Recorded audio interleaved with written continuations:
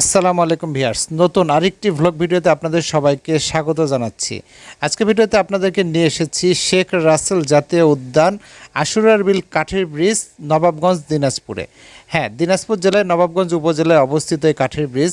এই কাঠের ব্রিজ নিয়ে বেশ কিছু এপিসোড আপনাদের সাথে আমি শেয়ার করেছি। আপনারা প্রত্যেকটা ভিডিওতে বেশ রেসপন্স করেছেন। তো আপনাদেরকে বলেছিলাম যে ড্রোন ফুটেজের মাধ্যমে এই ব্রিজের সৌন্দর্য আপনাদেরকে শেয়ার করার চেষ্টা করব। তো আজকে ভিডিওতে আমি আপনাদেরকে A to Z এই ব্রিজের আশেপাশে সকল চিত্র শেয়ার করার চেষ্টা করছি। আশা করছি স্ক্রিনটার দিকে লক্ষ্য রাখবেন এবং ভিডিওটি শেষ পর্যন্ত কন্টিনিউ করবেন।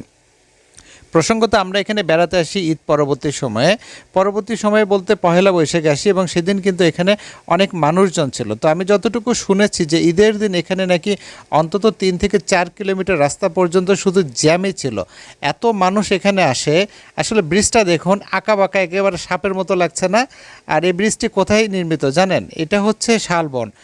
মাঝখানে একটা শালবন আছে, এই যে বিলের মাঝখানে, সেই মাঝখানে শালবনের সাথে মূল যে শালবন আছে তার সংযোগস্থল হচ্ছে এই ব্রিজ।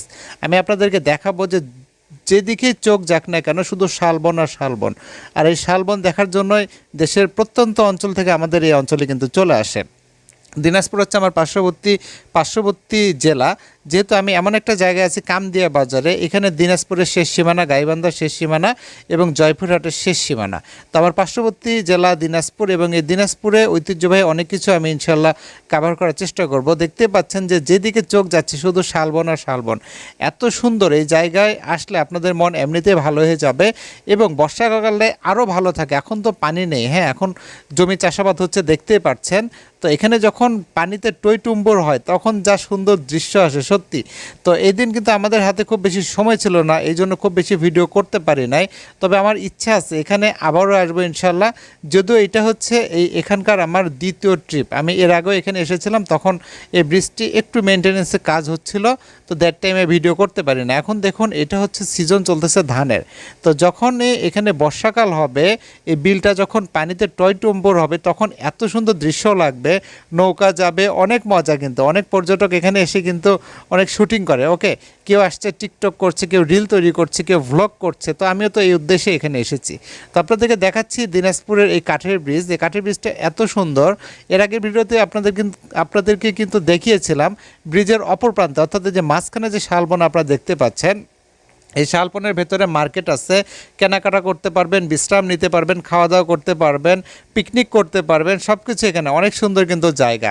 আর মূলত ওই প্রান্ত থেকে এই প্রান্তে আসতে হয় এবং ওই প্রান্তের আরেকটা রাস্তা সরাসরি চলে গিয়েছে একদম মেইন রোড থেকে কিন্তু এখানে আসতে 3 থেকে 4 কিলোমিটার আসতে হবে। ওকে, আসার পর একটা স্টপেজ পাবেন, সেখান থেকে আবার ভ্যানে উঠে কিন্তু এখানে আসতে হয়।